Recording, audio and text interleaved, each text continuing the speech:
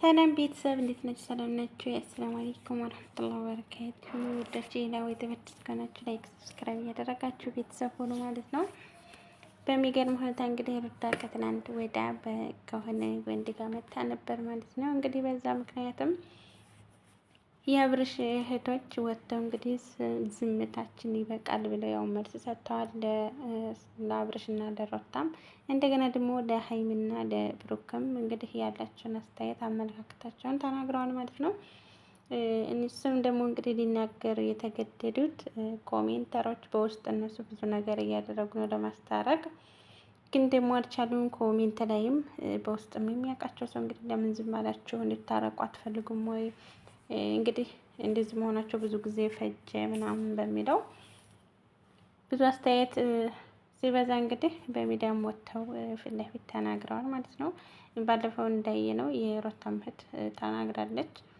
እንግዲህ የአብርሽ እህቶችም በዝምታችን ነው የምናውቃቸው ብዙ ጊዜ። አሁን እንግዲህ ዝምታችን ይበቃል ብለው ተናግረዋል እውነታውን ማለት ነው። ግን ደግሞ እንግዲህ እንደሚመስለኝ ጥፋቱን ወደ ሩታ ነው ያደረጉት። ምክንያቱም እሱን ተው ለማለት እኛ እንትን እያልን እየመከርን እየገጸት አንቺ እንዴት እንደዚህ አይነት ነገር ታደርጊያለሽ ነው። እንግዲህ ዛሬ የሩታን ቪዲዮ እንዳየን እንግዲህ ዛሬ የለቀቁትን ከቡታጅራ አንደኛው ልጅ ይሄ አብርሽ ከልጅቷ ጋር የሚለቀው ፎቶ ሁሉ ፌክ እንደሆነና እውነት እንዳላደለት ነገር ነበር ሰሞኑን።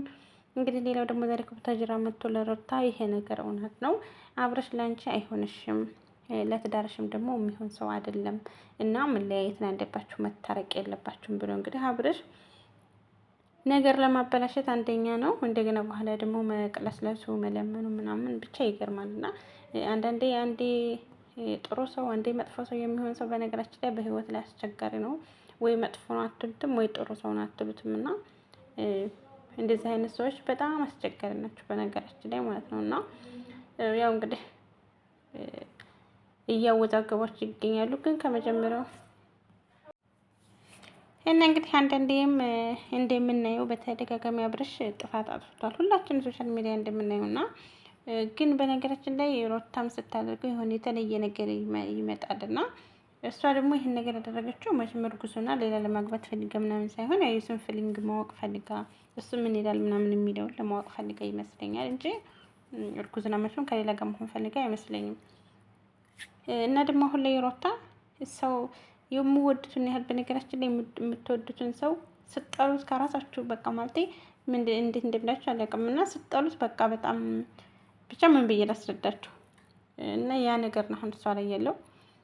ምክንያቱም ብዙ ጊዜ ታግሰዋል፣ ብዙ ጊዜ ታርቀዋል፣ በሰውም በጓደኛም በተደጋጋሚ እሱ ጥፋት ያጠፋል። እንግዲህ ሁሉ ነገር ያው ሶሻል ሚዲያ ስለሆነ የነሱ ነገር ማለት ነው። እና እንግዲህ ያኛው ልጅ ከቡታጅራ መጥቶ እንግዲህ ውሸት እንደሆነና ትንሽ ለማስታረቅም ቢሆን ሞክሮ ነበር። እንግዲህ ሌላው መጥቶ ደግሞ ይሄ ነገር እውነት እንደሆነና አብርሽ ካሁን በኋላ ለእሷ እንደማይሆን ይሄ ልጅ ደግሞ ከቡታጅራ በብር ምናምን ነገር ገዝቶት እንደሆነ ነው እንግዲህ እየተናገረ ያለው። ምክንያቱም ይሄን ነገር እንዲል አብርሽ በብር እንደገዛው ልጁን ነው እንግዲህ ጓደኛው። ምክንያቱም እነዚህ ሁለቱ ልጆች ቡታጅራ ከልጅቷ ጋር ሲሰሩ ሁላችንም አይተናል በነገራችን ላይ ማለት ነው። ሁላችንም ያየነው ነገር ነው። አሁን ላይ ደግሞ ነው ተቀልብሰው እንግዲህ አንዱ ተስፋ ጋር ያደረገ ነገር እውነት ነው። እንደውም ፋይል ምናምን እያሳየት ነበረ ለሩታ ዛሬ ከቡታጅራ የመጣው ልጅ ማለት ነው። እና ግን እኔው ትምህርት ለሚወስድበት ሰው ትምህርት ይሆናል። በትዳር ውስጥ ሌላ ሶስተኛ ሰው ማስገባት ነገሮችን ማባባስ ነው። በጣም ነገሮች እየተባባሰ ነው። የሀይሚና የብሩክ ነገር ደግሞ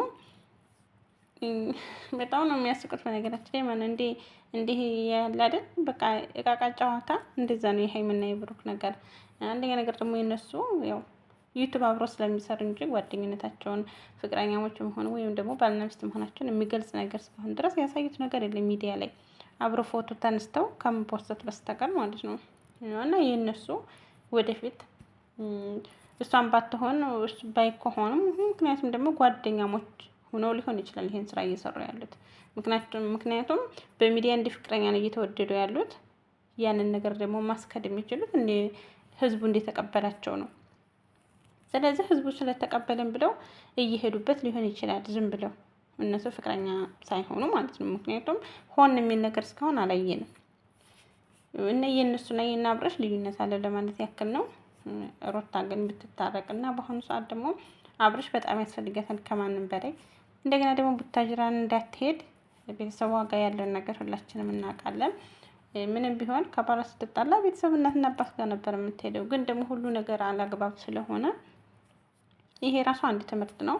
የሆነ ሰው ስንወድ ወይም ስናገባ በቤተሰብ ፈቃድ ባይፈቅዱ እንኳን እንዲፈቅዱ አድርጎ ከነሱ ጋር ሆኖ ከነሱ ጋር ተደብቆ መውጣት የሆነ ነገር ሆኖ መሄድ ሳይሆን ለእነሱም ክብር። ምክንያቱም ደግሞ ሰው በትዳር ውስጥ ግጭት ይፈጠራል። አሁን ሩታ ከቤተሰቦቿ ጋር ጥሩ ሆና ቢሆን በቃ አንድ ተጣላች በክብር ቤተሰቦቿ ጋር ትሄዳለች። እሱም ደግሞ ከፈለገ ሽማግሌው ልኮ በክብር ያመጣታል። አሁን ግን ዘመድ ጋር ጓደኛ ጋር ምናምን እየሆነች ያለችው። እሱም ደግሞ አንዳንዴ ሲፈልገው እዛ ቦታ እየሄደ ይረብሻል ማለት ነው አብርሽ። ይሄ ነገር እናትና አባቷ ጋር ቢሆን በክብር እናትና አባቱ ልኮ ያመጣታል እንጂ በየጊዜው እየሄደ በር እየቆረቆረ እንደዚህ አያደርግም። እና ደግሞ እኔ ምክንያቱም አሁን ላይ